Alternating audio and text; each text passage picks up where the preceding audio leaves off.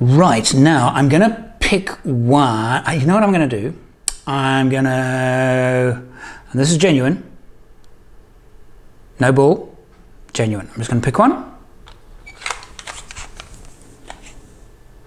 Can't read it. My name is Andrew St Pierre White. Join me as I build four-wheel trucks and travel to the remotest parts of the world. I'm a prisoner of this hill. That was boring anyway. Okay, I'm going to pick one and show you what it is.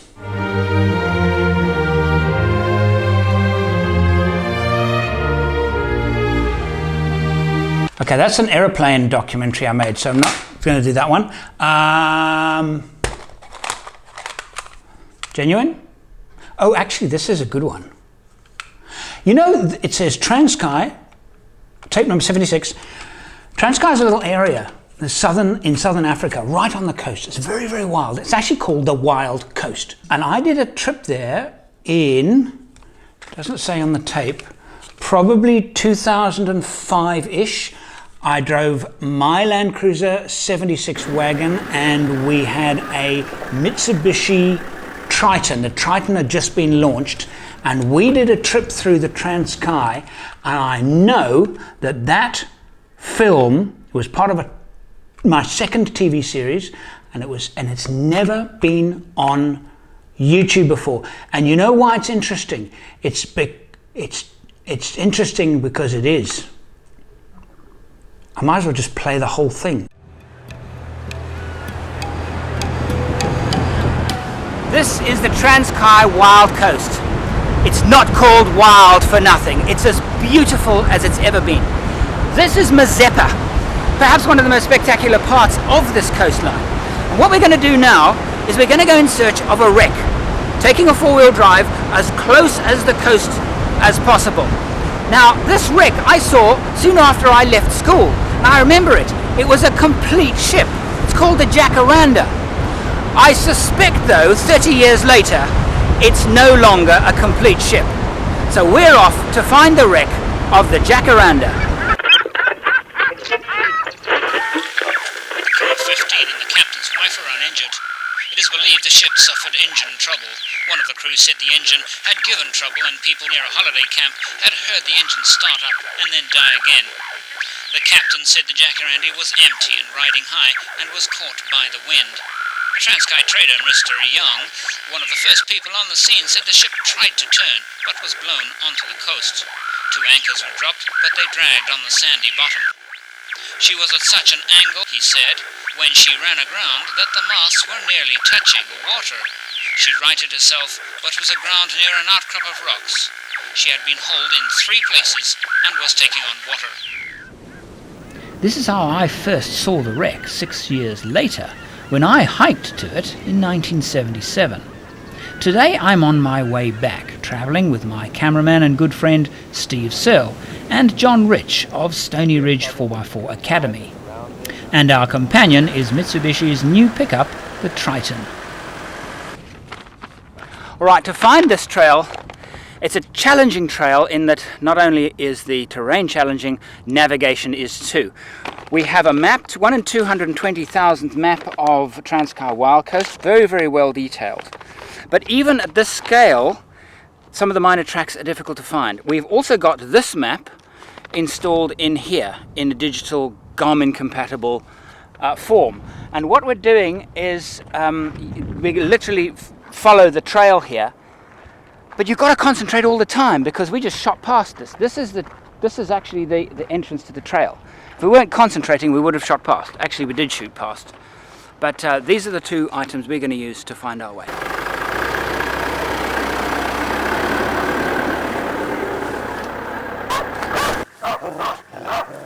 On track again.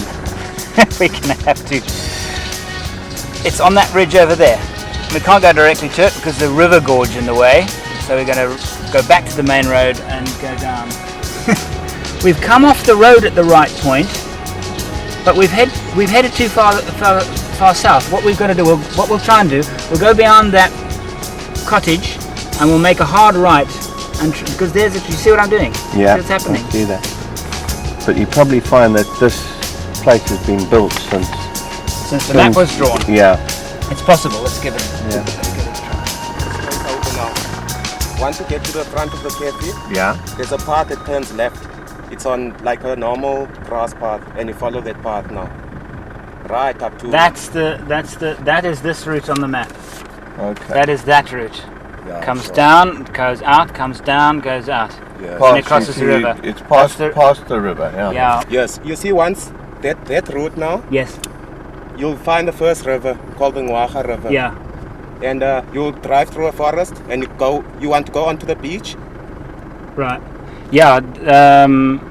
We can. Oh, I see. There's the beach road there. Yes. Okay. All right. Let's do that. We're going to go down there and get onto the road up there.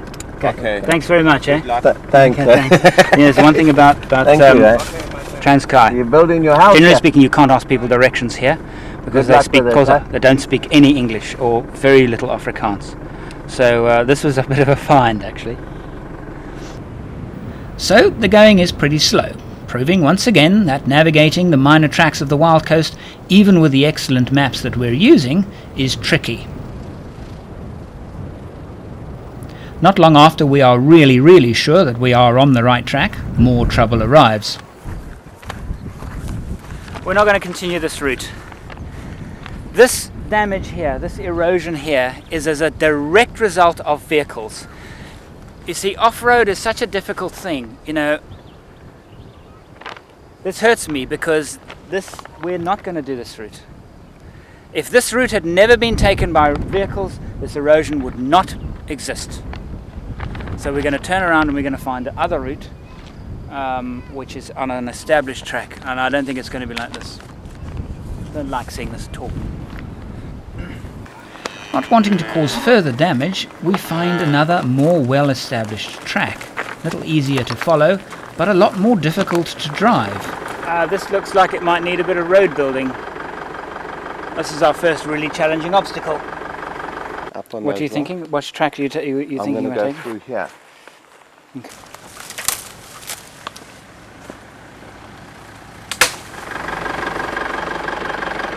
I'm always aware with this Mitsubishi Triton that its predecessor, the Colt, had such a good reputation as an all-rounder and quite capable in rough off-road conditions. Is the Triton up to it? I guess we'll find out. It shouldn't be a problem. We just come wide and around there and up that side.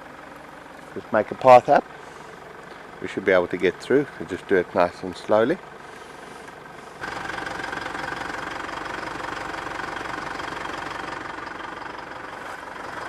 Okay, just go back, but we're only going to go about that much.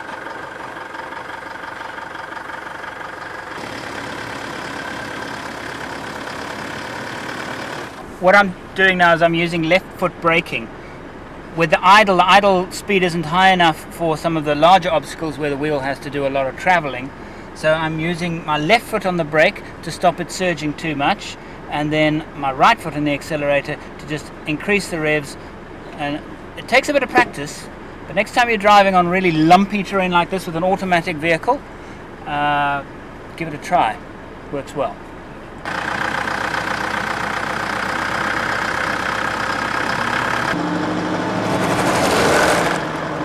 Time to use the rear diff lock. It's locked, and it's just come on. Okay. It was flashing. All right. It's just engaged this very second. As I put my foot on the brake, it engaged. So I think do that again and it'll probably pull out. So far so good, nothing wrong with that. I noticed that while we were tackling the rocks, we had an audience. Not really an uncommon occurrence in rural Africa. But I was aware that this boy was all alone and had a strangely disfigured leg. As we were coming down that one valley on the other side, there was this little kid that came up to the car. He didn't ask for anything. He didn't ask for sweets or anything. And I drove past and he carried on following me for almost a kilometer. I gave him a peach out the back because we don't believe in giving the kids here any sweets or any sugar. And he took the the peach and thanked me and that, and then he carried on following us, and then we got into a river crossing, and he was helping John with the stones and that, and I noticed his leg was a bit swollen, and I thought he had stood in some mud. John, can you interpret for me?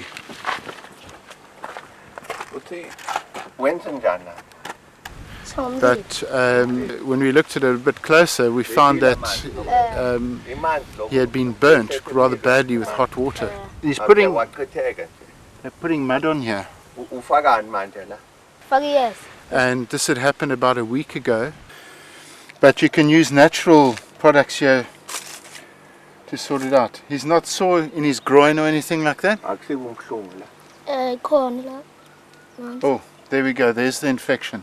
See here? That's a swollen gland, and it's a really bad one. So this is infected. And the mother had apparently mixed up some concoction of mud and cow patty and put it on the leg to assist the healing of that. If he doesn't get some form of medical intervention in the next week, he might die. Okay, so he must. I did try and describe to him that he needs to seek help, and gave him quite a lot of warnings that this can turn badly, and in fact his life is at risk if he doesn't see any medical attention. In this scenario, the infection is so far advanced that he really needs to get to the clinic very quickly. And of all the times we've been to this place, to Transkei, I've never had kids following us for just out of the blue, and maybe he needed some help, and such is the irony of this place. We just stopped here for lunch. This is typical Transkei. When the wind comes from the east, brings sunny weather. The wind has turned 180 degrees, now coming from the west, which means likely to bring blustery, cloudy, and much colder weather. And that is exactly what happened. The day turned cold and the track turned slippery. Calculating the distance covered so far, our speed has been less than 10 kilometers per hour. Given this fact, we will now return to Mazeppa, having determined that one day is not sufficient to make it to the wreck. Tomorrow we will continue where we leave off this morning. The next day, and it's bright and sunny. As we connect with the trail again, it's more river crossings and more children doing weightlifting. You see, what these guys do is, as soon as the cars pass, they take the rocks and they move them slightly further downstream, and the cars come and move them back in again. So a whole industry they got going here.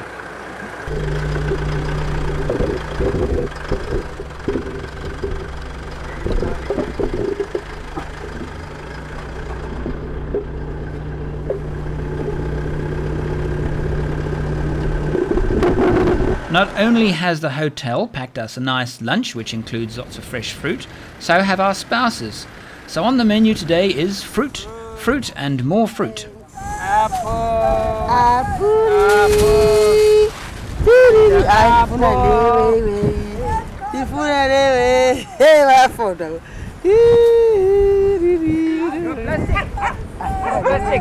Give me. There you go. Oh, mango. Okay, bye. Bye.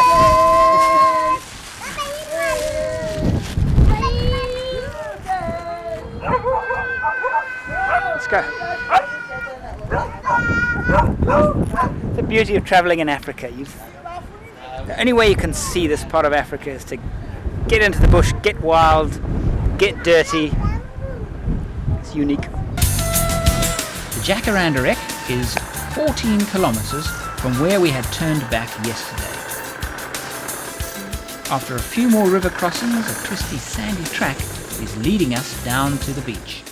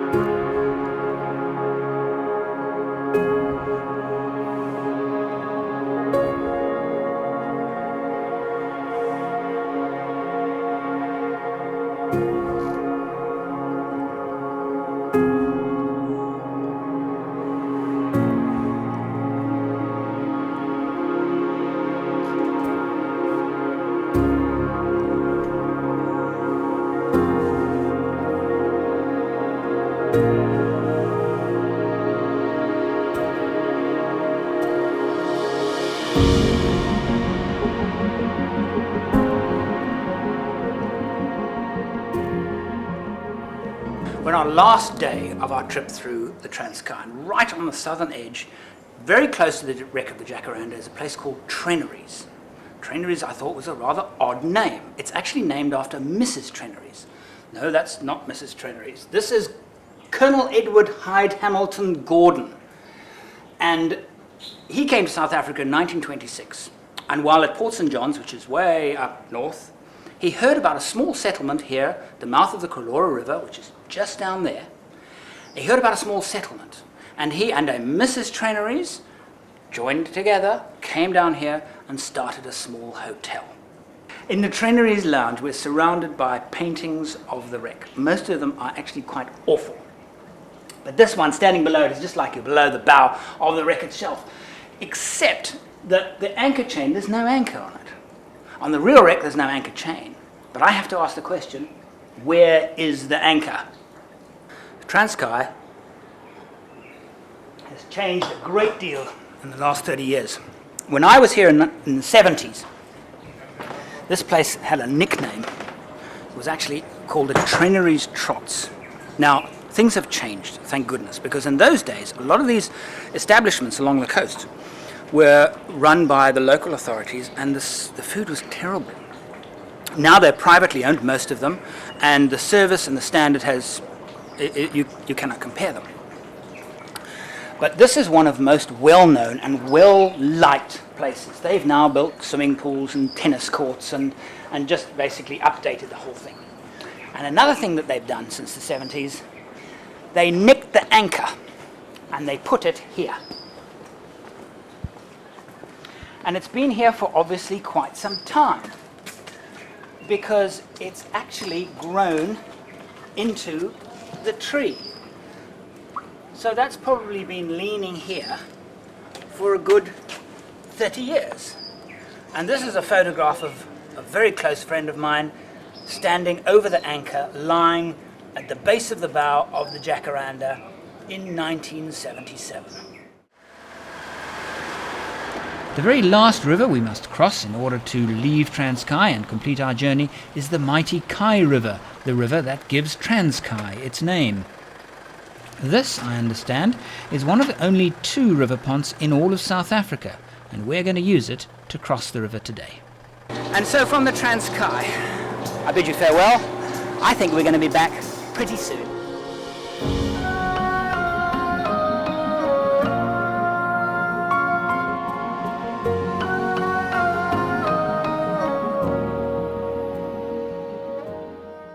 Tomorrow, and the early days of my flying, and when I very nearly was killed.